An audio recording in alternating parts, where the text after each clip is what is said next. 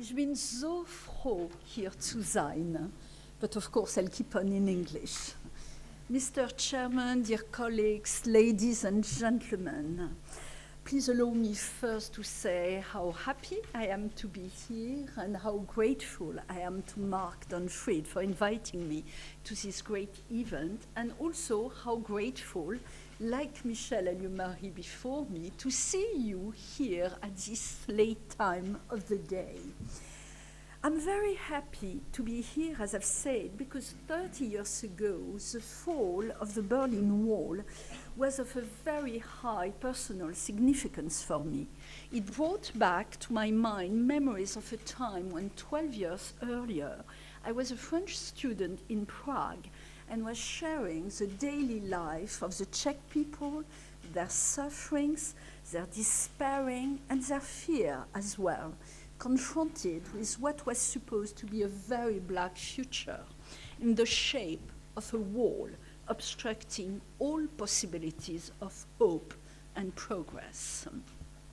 I remember my trips to Berlin when I couldn't stand anymore not having any vegetables to eat, and I was paying my way through Checkpoint Charlie to buy some fresh vegetables to bring back to the my Czech bedroom at the university. I remember the contrast between the sadness in the eyes of the East Berliners and the optimism, the confidence of those living in the West. I remember also a seminar at the Konrad Adenauer Stiftung when German military officers were telling us that, of course, Germany would reunite and it was just a matter of years. Nobody, no one of us could believe them. I also remember this trip one evening to the TV tower in East Berlin when the divide was so obvious between, on one side, the dark streets of the East and the glittering lights of the West. East Berliners were clinging in silence to the glass window panels, imagining without doubt what the life could have been for them on the other side. For someone who has never lived on that eastern side of the wall, and even more for the young generations for whom the Cold War is only a page in the history books, it's obviously very difficult to apprehend how the lack of civil liberties can impregnate negatively all aspects of one's daily life.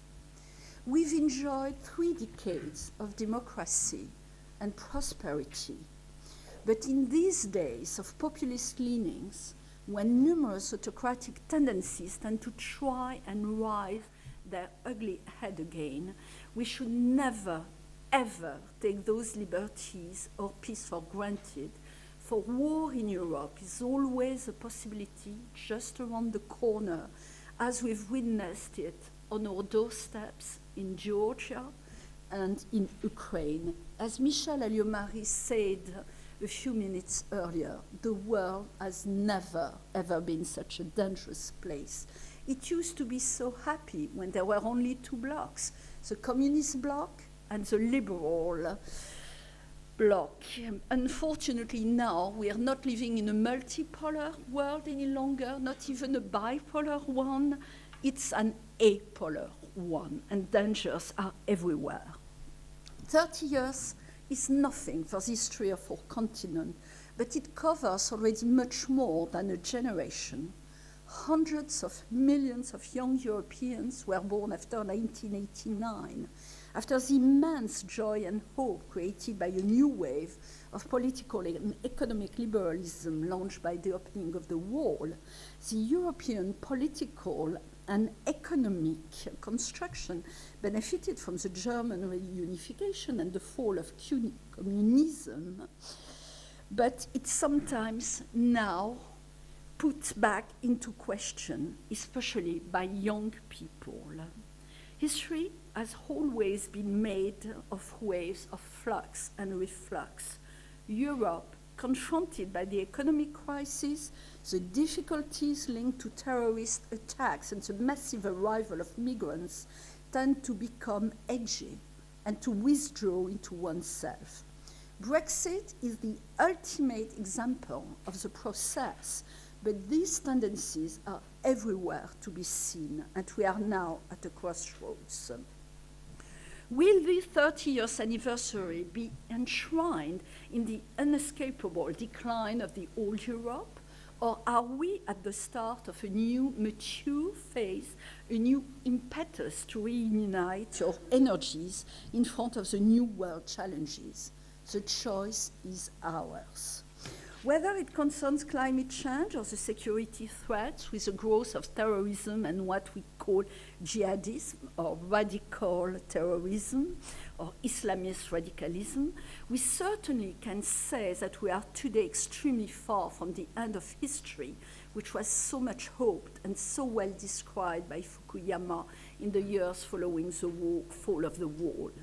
Please don't see any catastrophic leaning in this consideration, but a deep conscience of how serious the threats are and how important it is to join forces to increase our international cooperation and find new reasons for hope. The fall of the wall was in itself a symbol of hope, of courage, of will, of the power of collective energy to progress and rebuild. It is strongly linked to the values that our European nations accept as being their foundation and their cement.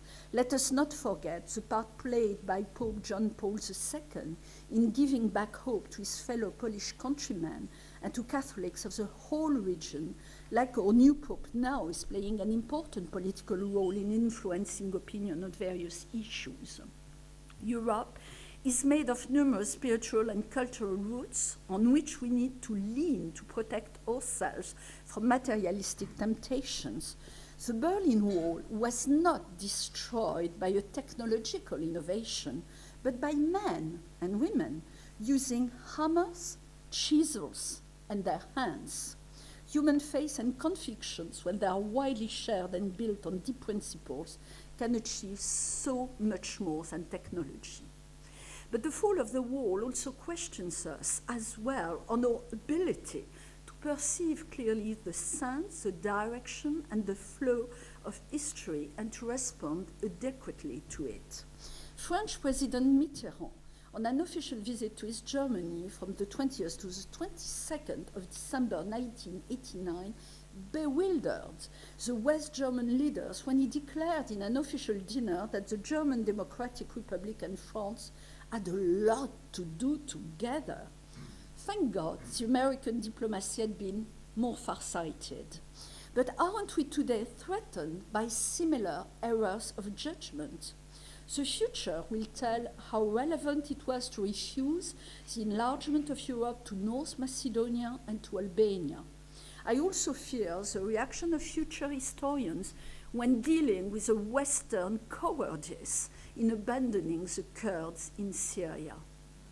On this day, when we celebrate the fall of the Berlin Wall, we should also spare a thought for that other 600 kilometers long wall that Turkey has been building since 2014 along its border with Syrian Kurdistan, and for all the other walls being built around the world.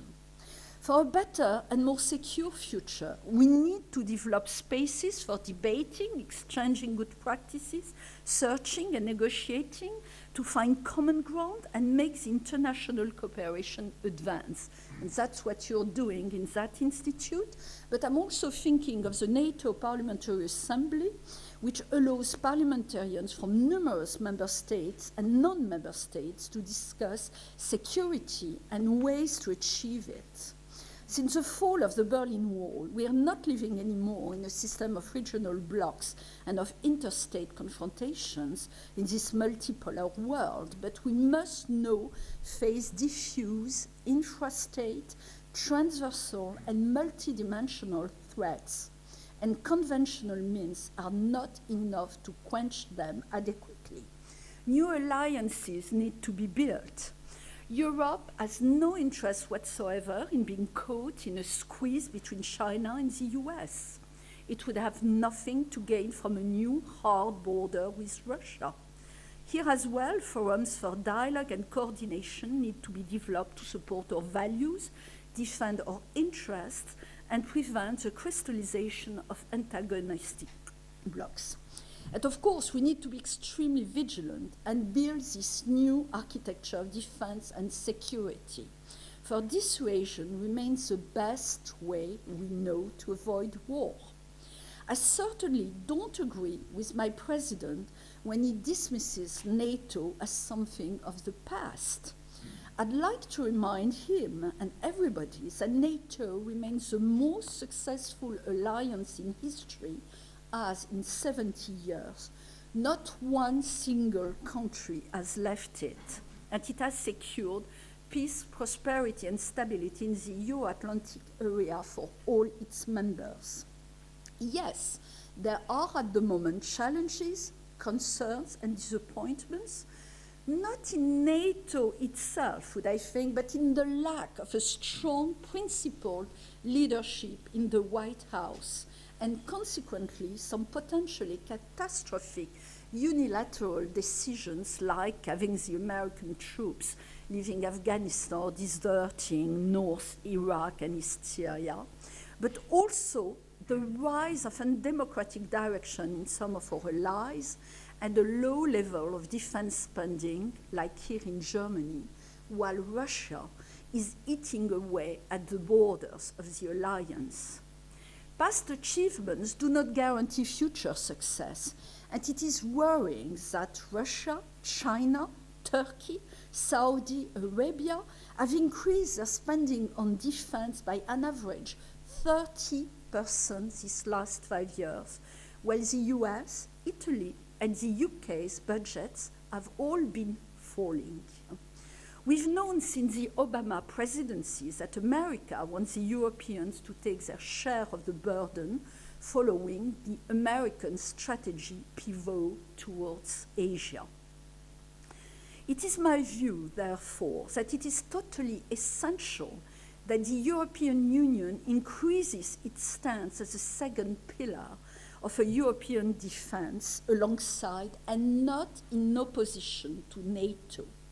We need to strengthen and reinforce institutionally our common security and defense policy, the CSDP, as a component of our common foreign and security policy, CFSP, while developing a permanent structure of cooperation and an integrated approach to conflict and global governance. For it is mandatory that all European states agree to share the burden of the defense of their own territories and increase their defense spending and abandon the European Defense Fund. So many countries, including Germany, have still not reached their promise of devoting 2% of their GDP to defense. The approach has, of course, to be taken gradually.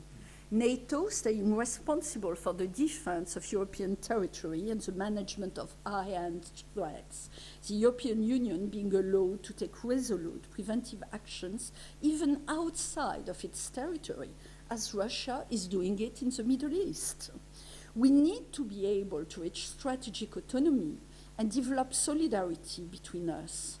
And we French people are especially grateful to those countries, including Germany, which helped us after the terrorist attacks of November 2015, when France invoked Article 42 of the Treaty of European Union, this solidarity clause, and joined our forces against jihadist terrorists in Iraq, Syria, and Mali. Further progress has been made since 2016, and the review of the implementation plan on security and defense in November 2016 included 13 proposals, among which a strengthening of the Union's rapid reaction force, in particular by recourse to European Union battle groups, and a new unified permanent structured cooperation, PESCO, for member states seeking to increase their engagement in security and defense matters. 1 month later, later, the European Defence Action Plan was produced with key proposals for a European Defence Fund dedicated to defence research and the establishment of defence capabilities. And of course, we would need to include in that structure the UK, whatever the outcome of Brexit, because it has always been a major player. It's the only country with France to belong to the UN Security Council and to spend a significant amount of its budget on defense. And will have to be creative and find new agreements on bilateral basis and also UK-Europe agreements. To implement our ambitions and embody a real European defense strategy, there is no better example than the Future Air Combat System, the FCAS, a sixth-generation aircraft on which we are working with Germany and Spain. It's a huge disappointment that the UK decided not to continue its work along us because of budgetary reasons linked to Brexit. But it would be a fundamental project for us all. And of course, we need public opinion to support us in our ambition for an autonomous Europe on defense, but also on electronic, numerical strategy. National cultures vary, and we are aware of the German reluctance towards any kind of nuclear policy, even if it's just a deterrent one, and if it's managed for it by another country like France. We need to raise awareness on these defense and security issues. And as an administrator of the French Institute for High Studies in Defense, IHEDN, I've always suggested there should be a similar institute at a European level.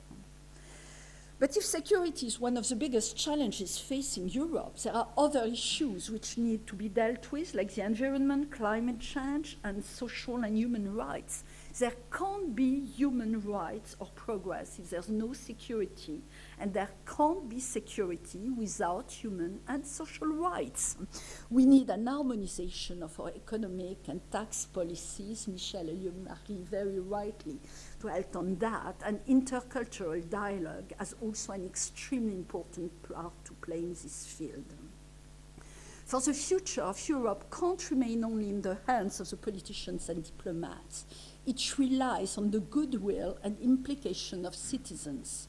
In spite of an election of the European Parliament by universal voting 10 years before the Berlin Wall fell, the European citizenship principle remains too frail. The treaties of Maastricht and Lisbon have given material and political rights to Europeans, among which the freedom to travel and the right to vote in European and local elections in a European country other than their own. And through European programs like Erasmus or Youth has been able to meet and understand each other.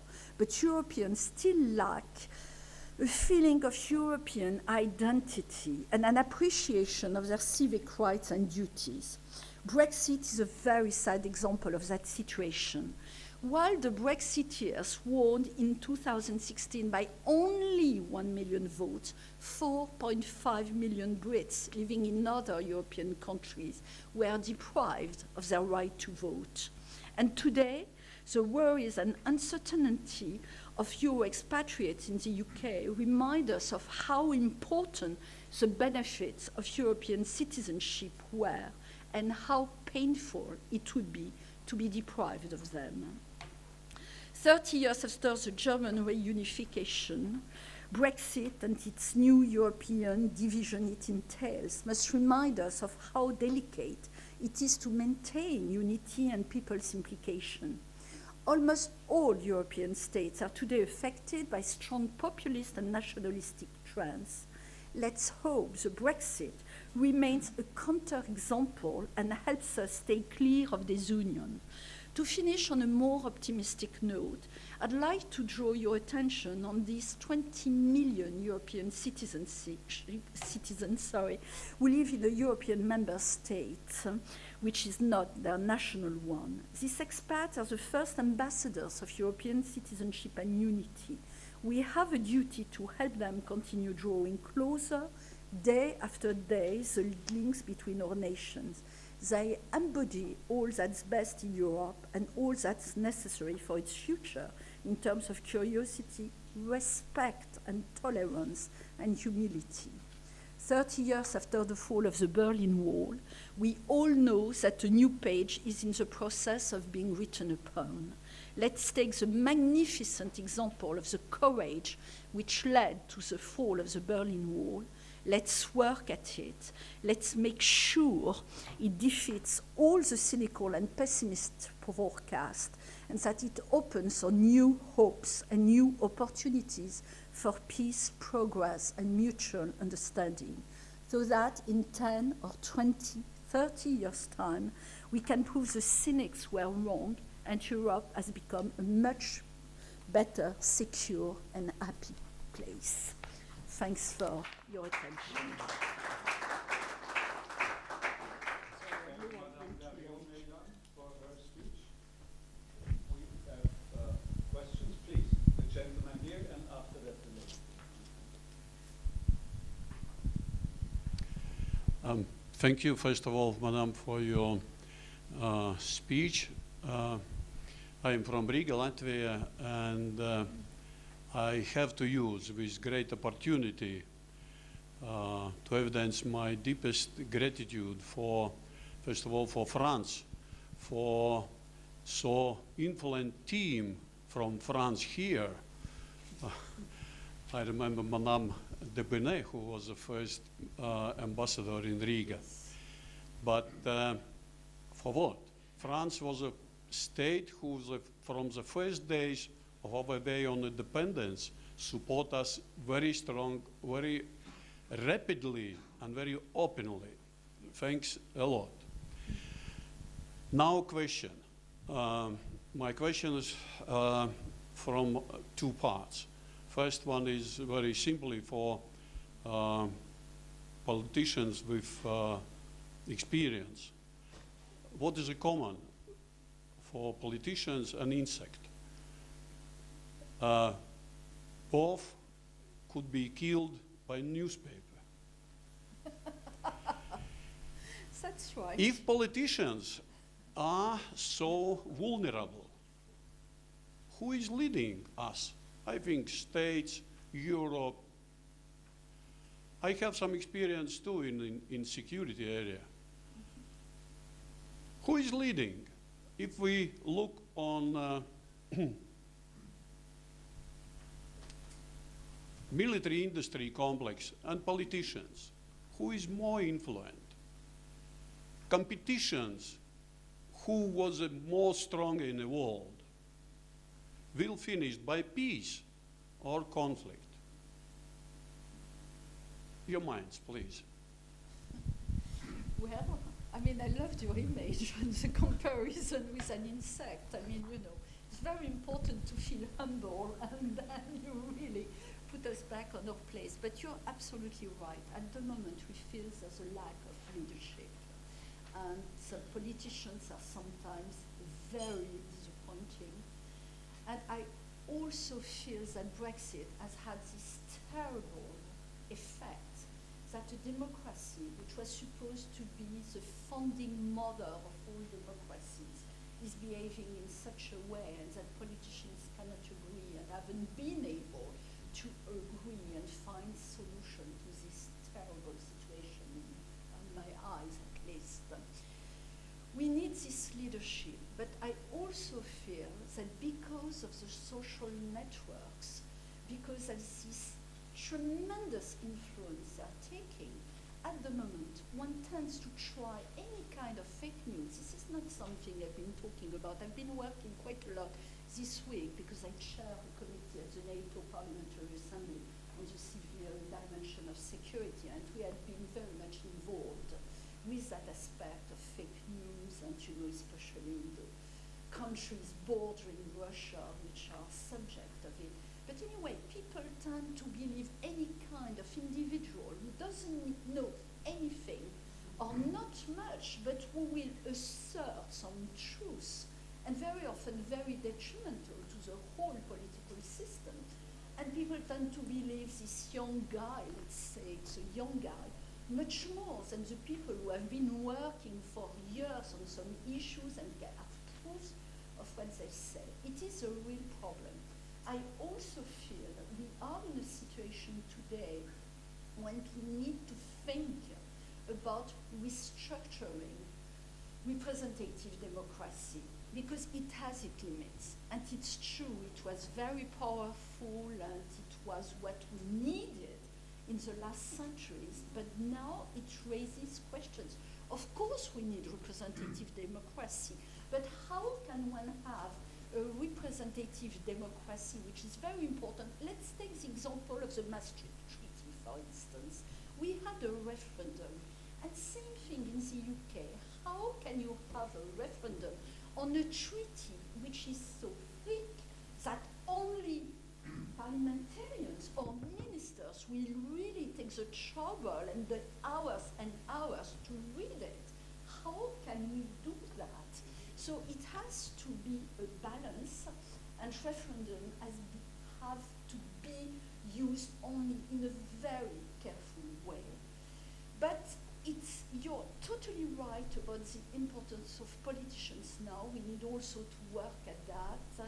But also, you know, I'll tell you, I have some excellent friends who are brilliant people, who would be great at politicians, but they don't want to run because they feel they will be under so much scrutiny that their simple things they could do or a word where they would say would be used against them. And they say, why should I expose myself and my family to that situation when I can earn 10 times more in the private sector? So it is a real problem, and I really do feel we need a very strong reflection on that. We haven't yet started. There have been some ideas fleeting here and there. Maybe that's something that your institute should program, to have a real work on that issue, because it is a problem indeed. Sorry, my answer was probably too long to your question.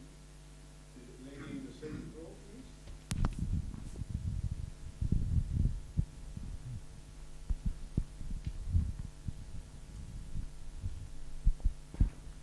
Okay, thank you so much. Thank you also for your presentation. I come from Kenya, and as I was applying to come to for my studies at the ICD, it took me 2 months to get my visa. And probably for a person coming from Europe, maybe to come on a safari, will get visa on arrival. Now, as a student of international relations, of course, I understand that the embassy had to do a background check on me, make sure that I am coming for the right reasons, which I truly understand.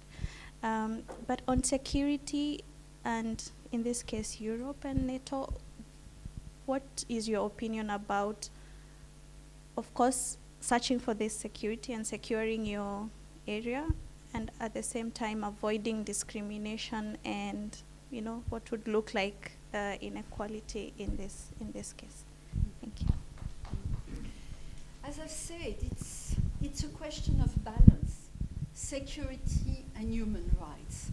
And it is a very difficult balance to achieve, but we've got to be very careful, because it's obvious that we need to open our arms and we need immigrants, because that helps our economy, that helps our cultural outlook, and we need to help these countries. I mean, it's a very different problem than migrations or mass migration, but here again, it would be another huge subject to discuss with, that we could discuss for days. But it is difficult, but yes, we need to have these checks, because it's also to protect you. Because we can feel in Europe these tendencies, as I've said, to sort of withdrawing upon oneself, or shrinking, because people are afraid. And if we have problems with some migrants, it could backfire in a very terrible way. And so yes, I think it's very important to have the security checks in the own interest of students coming from abroad. I think it's really a balance to be a attained. If it Yeah. is short, because we are running short of time, please, and because we have one more. Thank you for your speech. Well, now that you are talking about migration, I would like to ask you about the actual situation that's happening right now in Paris. About 1,300 people who they have so many two camps. They were the French police. They just relocate them in the some gyms like a kind of another camps, but in a better, I would say, better situation for them. How do you think, or what's your perception about it? Like, how should you, if you could do everything you could, you would like to do, how would you do it? How would you handle this current situation? Because later they are going to relocate those refugees. They are going to relocate them around 3,000 refugees. So what's your perception about it, and how do you think France should act? First of all, I feel that every human being, and especially every person on the soil of France, should deserve respect, and we've got to treat them well. But we also have to fight against this migration which is illegal, because that's extremely bad. And that we've got, and here again, it's a huge subject. We've got to work on the countries of origin, because unfortunately, the people who come are often exploited by people who get so much money from them. A family would save for years in order to send someone to Europe with the promise of a wonderful fate and destiny, which is totally untrue. And we've got to fight this fake news as well. But once they're in France or on European soil, yes, we've got to treat them with dignity, and we should be able to give them lodging. Obviously, it's not easy. There is a lodging problem in France. We need to find adequate places for them to go and live in them. We don't have that many. But what can I say? The conditions in which they are living are not good at all. You cannot accept people being in camps in the center of Paris, maybe not the center, on the outskirts, but living in such terrible conditions of hygiene, of poverty. This is not possible. I cannot tolerate that myself. So I think that yes, it's important to try to relocate them in order to give them better conditions of living. There are other places in France, in central, rural France, where there are empty lodgings, where it could help to rejuvenate some villages, for instance, rather than to see them living in such appalling conditions. So that would be what I would try to do. So there is one last question. Well, I would like to thank the ladies for their contributions and thought-provoking statements. It's more a common comment, as you said. Well, we heard in the last days, and I think you underlined that also, we need more multilateralism. We need to talk to each other and not only preach multilateralism on Sunday and not establish the organs that we have with the necessary means. Talking about the Council of Europe, we have a budget of 240 million euros, which is not very much to deal with democracy, human rights, and the rule of law for 47 member states, running both monitoring bodies as well as supporting initiatives. The big institutions, NATO, European Union, have much more at their disposal, but I think we should also reconsider investing in democracy, human rights, and the rule of law, and not only, but of course we have to do as well, invest into external security, but the internal security, domestic security, deep democratic security is something that we should invest in, and both the 70 years anniversary of the Council of Europe, the 30th anniversary of the fall of the Iron Curtain is a good reason to do that with three aspects. Matière grise, we have to think, and I appreciate very much your reflection on, we have to create transnational think tanks, not Brussels-based think tank. That's also something that creates rejection in some countries. If it's Brussels-based, it must be European but not Brussels-based, transnational, and develop these long-term issues. So matière grise, brain power. Secondly, emotion. We must make it Europe worth living in and being proud of it. And when you talk to people face to face, they do. And this criticism, this or critical approach towards the European Union is not as much present because they see the advantages. And thirdly, yes, you need resources also. But without brain and emotion, you won't get anywhere. If I may just add something small about the Council of Europe and this question of resources, I must say I was at the Council of Europe yesterday, in fact, meeting with various people in the Human Rights Commission, and I must say I'm still appalled on something. The Council of Europe readmitted Russia without anything as a compensation. It's as if Russia was able to annex Crimea, and there's no problem whatsoever with it. It's as if we were all Europeans accepting this fact. I am in favor of a very strong dialogue with Russia. Of course, it's extremely important, and we collaborate with NATO, with Russia as well, contrary to what everybody thinks. But you know, this is too much. I mean, how I'm ashamed in front of the Ukrainian or Georgian, you know, members of parliament who were in my committee and who listened to that. And we were told just for a question of money. Same thing with the European Court of Human Rights. I mean, exactly the same, because Russia now refuses to accept decisions of the European Court of Human Rights when Russia thinks that it's not in its own interest, national interest, or when they're asked to pay some money as contribution for bad behavior. This is unacceptable. I'm very sorry, but you know, I'm appalled. And here again, at the European Court of Human Rights, I was told, well, it's a question of money, you know, it's 5 million euros that Russia brings. So for heaven's sake, it should be us, all the European countries, members of the Council of Europe, saying we'll raise our participation, but we are not going to accept Russia unless it not apologizes, but tries to solve the situation in Ukraine and Crimea. It is too easy.